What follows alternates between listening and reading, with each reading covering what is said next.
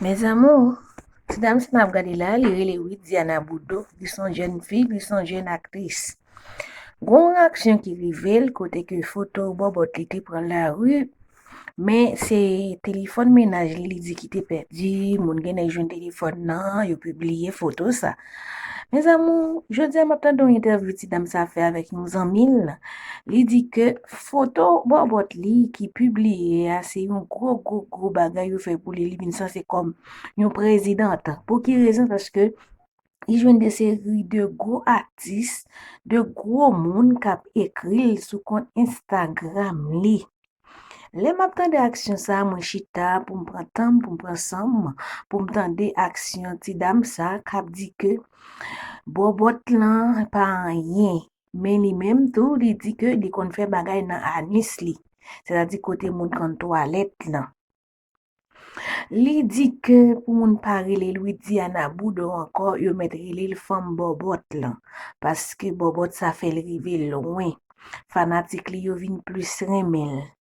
Li di kote li nan Saint-Domingue lan, li senti li alez. Li di li nan staff kote li ke la kontini fe feyton pou l vini an Haiti tout blende.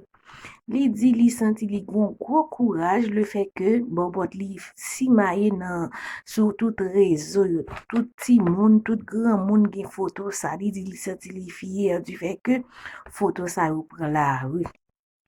Moi même m'a demandé est-ce que son contentement li gen vraiment vrai.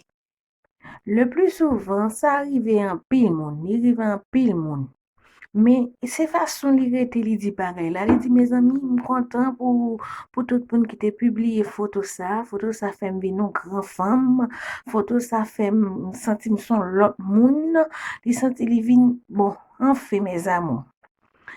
C'est-à-dire lui-même li senti li vin bien le fait que photo a publié. Li même rele tête li femme bobot là comme ça. Et li di li fait bagay nan anis avec ménage li, bagay sa ou pile détail mes amours.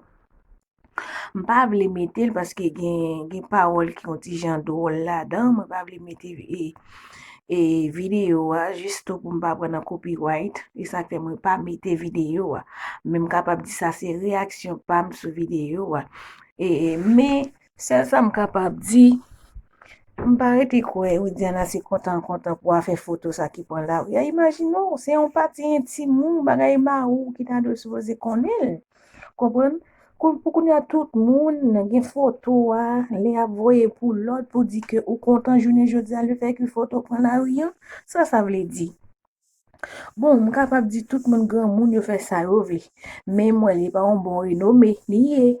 Le fait que photo bon tout prend la rue pour content pour dire vinn c'est un gros femme pour dire que yo pas besoin de lo Diana Boudou encore yo mettre lo femme bon moi il pas fait sens pour moi même.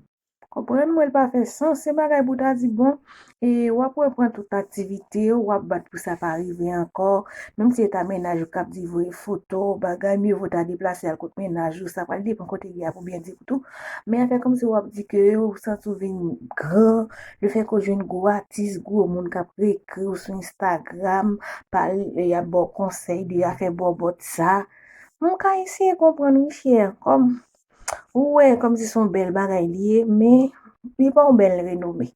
Il pas un bon renommé. Comprendre? Parce que son bagay qui a prêté dans système sur internet là pour le temps d'éternité, même si tu as devenu soyé, il y a toujours dit c'est femme bobot ou comme c'est ou même qui dit pour y comme ça femme bobot. Ouais, Jésus. Eh bien, c'était ça nous amis nous c'était nous capable enjoy cette vidéo ça c'est juste réaction pam concernant ça oui Diana dia que pas besoin rele lui Diana encore mettre le femme bobot ainsi que il dit lui-même il fait bagay nan anis li ça pas déranger il dit photo et publier il senti son grand femme il senti li son honneur pour lui mes amours c'était oui Diana qui te dit c'est parole célèbre de oui Diana ou juste pas mettre des vidéos pas vle prendre copyright même juste et comme on capable dire ça à vivre concernant ça oui Diana dit mes amours merci du fait que vous va prendre